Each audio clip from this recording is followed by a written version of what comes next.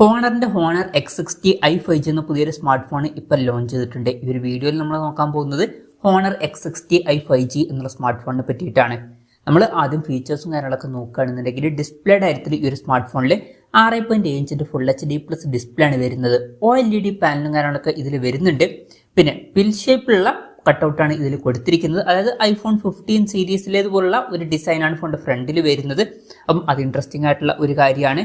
പിന്നെ ഫ്രണ്ടിൽ 2 selfie camera ഒന്നും വരുന്നില്ല, എന്നിട്ടും ഇതുപോലെ ഒരു ഡ്യുവൽ പഞ്ചോളാണ് ഇതിൽ കൊടുത്തിരിക്കുന്നത്. പിന്നെ ഡിസ്പ്ലേയിൽ 90 Hz റിഫ്രഷ് റേറ്റ് സപ്പോർട്ട് ചെയ്യുന്നുണ്ട്. 120 Hz റിഫ്രഷ് റേറ്റ് ഉണ്ടായിരുന്നെങ്കിൽ കുറച്ചും കൂടി നന്നായേനെ. ഏകദേശം 93.7% സ്ക്രീൻ ടു ബോഡി റേഷ്യോ ആണ് ഈ ഫോണിൽ വരുന്നത്. പീക്ക് ബ്രൈറ്റ്നസ് 2000 നിറ്റ്സ് ഒക്കെ വരുന്നുണ്ട്. പിന്നെ 3240 Hz PWM ഡിമ്മിംഗ് എന്നുള്ള ഫീച്ചറും വരുന്നുണ്ട്. അത് നല്ലൊരു കാര്യം തന്നെയാണ്. അപ്പോൾ ഡിസ്പ്ലേ ഫീച്ചേഴ്സ് മൊത്തത്തിൽ നോക്കുകയാണെന്നുണ്ടെങ്കിൽ OLED പാനലും കാര്യങ്ങളൊക്കെ വരുന്നുണ്ട്. അതുപോലെ തന്നെ കൂടിയ PWM ഡിമ്മിംഗ് എന്നുള്ള ഫീച്ചറൊക്കെ വരുന്നുണ്ട്. എന്നാലും 120 Hz റിഫ്രഷ് റേറ്റും കൂടി ഉണ്ടായിരുന്നെങ്കിൽ കുറച്ചും കൂടി നന്നായേനെ. ഈ ഒരു സ്മാർട്ട് ഫോൺ 16,150 രൂപ പ്രൈസ് റേഞ്ചിലാണ് വരുന്നത്. ആ ഒരു പ്രൈസ് റേഞ്ചിൽ ഇത് തിരക്കില്ലാത്ത ഡിസ്പ്ലേ ഫീച്ചേഴ്സ് ഒക്കെ ആണ് എന്നൊക്കെ തന്നെ പറയാവുന്നതാണ്.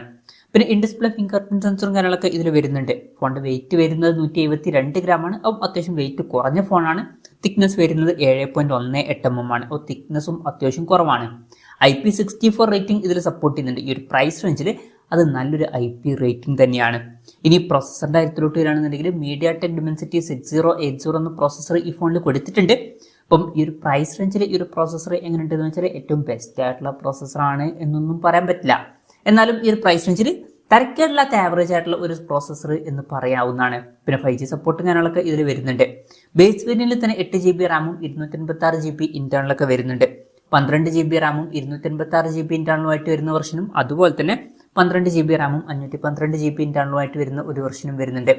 വെർച്വൽ റാം എന്ന ഫീച്ചർ ഇതിൽ കൊടുത്തിട്ടുണ്ട്. അതായത് എക്സ്ട്രാ റാം വേണ്ട സമയത്ത് ഇന്റേണൽ മെമ്മറിയിൽ നിന്ന് കുറച്ച് മെമ്മറി എടുത്തിട്ട് അത് റാമായിട്ട് യൂസ് ചെയ്യുന്നതായിരിക്കും. അങ്ങനെ 8GB റാം വരെ എക്സ്ട്രാ നമുക്ക് ലഭിക്കുന്നതായിരിക്കും. പിന്നെ Android 14 ബേസ് ആയിട്ടുള്ള MagicOS സോഫ്റ്റ്വെയർ ആണ് ഈ ഫോണിൽ വരുന്നത്. ക്യാമറയുടെ കാര്യം പറയുകയാണെന്നുണ്ടെങ്കിൽ ഫോണിന്റെ പിന്നിൽ ഡ്യുവൽ ക്യാമറ സെറ്റപ്പ് കൊടുത്തിട്ടുണ്ട്. 50 മെഗാപിക്സലിന്റെ f1.8 അപ്പേഴ്സിൽ വരുന്ന മെയിൻ ക്യാമറ സെൻസർ ഈ ഫോണിൽ വരുന്നുണ്ട്. പിന്നെ 2 മെഗാപിക്സലിന്റെ f2.4 അപ്പേഴ്സിൽ വരുന്ന മാക്രോ ലെൻസും കൊടുത്തിട്ടുണ്ട്. അൾട്രാ വൈഡ് ആംഗിൾ ലെൻസ് ഒന്നും ഇതിൽ വരുന്നില്ല. അൾട്രാ വൈഡ് ആംഗിൾ ലെൻസും കൂടി ഉണ്ടായിരുന്നെങ്കിൽ ഈ ഒരു പ്രൈസ് റേഞ്ചിൽ നന്നായേനെ. പിന്നെ ഫ്രണ്ടിൽ 8 മെഗാപിക്സലിന്റെ f2.0 അപ്പേഴ്സിൽ വരുന്ന സെൽഫി ക്യാമറ ആണ് വരുന്നത്. ബാറ്ററിയുടെ കാര്യം പറയുകയാണെന്നുണ്ടെങ്കിൽ 5000 mAh ബാറ്ററി കൊടുത്തിട്ടുണ്ട്. 35 വാട്ടിന്റെ ഫാസ്റ്റ് ചാർജ് സപ്പോർട്ട് ചെയ്യുന്നുണ്ട്. തിരക്കേടില്ലാത്തൊരു ചാർജിങ് സ്പീഡാണ്. പിന്നെ Type-C ചാർജിംഗ് പോർട്ടും ഇതിൽ കൊടുത്തിട്ടുണ്ട്. അപ്പോൾ തിരക്കേടില്ലാത്തൊരു ബാറ്ററി സെറ്റപ്പ് ഇതിൽ വരുന്നുണ്ട് എന്ന് പറയാവുന്നതാണ്. അപ്പം ഇതൊക്കെയാണ് ഫീച്ചേഴ്സിനെ പറ്റി പറയാനുള്ള കാര്യങ്ങൾ. പിന്നെ ഈ ഒരു സ്മാർട്ട് ഫോൺ ഇപ്പം ഇന്ത്യൻ മാർക്കറ്റിൽ ലോഞ്ച് ചെയ്തിട്ടില്ല. ഇപ്പോൾ ചൈനീസ് മാർക്കറ്റിലാണ് ഈ സ്മാർട്ട് ഫോൺ ലോഞ്ച് ചെയ്തിരിക്കുന്നത്. ചൈനീസ് മാർക്കറ്റിൽ ഈ സ്മാർട്ട് ഫോൺ ലോഞ്ച് ചെയ്തിരിക്കുന്നത് 1399 യുവാൻ എന്ന പ്രൈസിങ്ങിലാണ്. അതായത് 16,150 രൂപ പ്രൈസ് റേഞ്ചിൽ. ആ ഒരു പ്രൈസ് റേഞ്ചിൽ ഈ പറഞ്ഞിട്ടുള്ള ഫീച്ചേഴ്സ് എങ്ങനെയുണ്ടെന്ന് വെച്ചാൽ തിരക്കേടില്ലാത്ത ഫീച്ചേഴ്സ് എന്നേ പറയാൻ പറ്റുള്ളൂ. ബെസ്റ്റ് എന്നൊന്നും പറയാൻ പറ്റില്ല. അപ്പോൾ ഡിസ്പ്ലേയിൽ നമുക്ക് 120 Hz റിഫ്രഷ് റേറ്റും കൂടി ഉണ്ടായിരുന്നെങ്കിൽ കുറച്ചും കൂടി നന്നായിന്. അതുപോലെ തന്നെ പ്രോസസ്സറും അത്ര മികച്ചത് എന്ന് പറയാൻ പറ്റില്ല. ഓൺ പേപ്പർ ക്യാമറ സ്പെസിഫിക്കേഷനും അത്ര മികച്ചത് എന്ന് പറയാൻ പറ്റില്ല. പിന്നെ ബാറ്ററി സെറ്റപ്പ് തിരക്കേടില്ല എന്നേ പറയാൻ പറ്റുള്ളൂ.